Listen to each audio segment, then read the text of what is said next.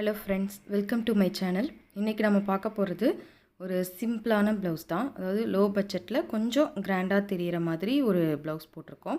இதோட saree வந்து checked saree. So அதுக்கேற்ற மாதிரி அதை வச்சு கொஞ்சம் டிசைன் பண்ணியிருக்கேன். வாங்க என்ன டிசைன்ஸ்னு பார்க்கலாம். இந்த ப்ளவுஸில் ஃப்ரண்ட் அண்ட் பேக் என்ன டிசைன் போட்டிருக்கோம் அப்படிங்கிறத காமிக்கிறேன்.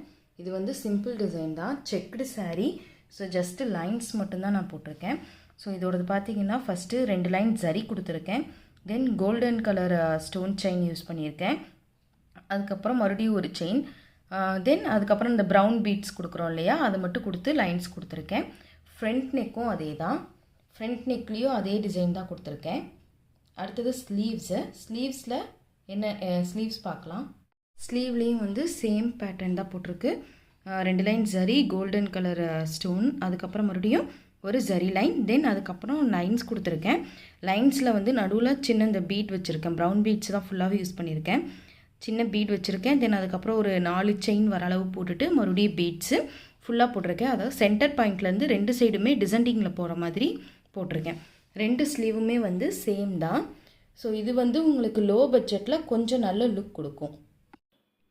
வீடியோ பிடிச்சிருந்தா லைக் பண்ணுங்கள், ஷேர் பண்ணுங்கள், மறக்காமல் சப்ஸ்கிரைப் பண்ணிடுங்க.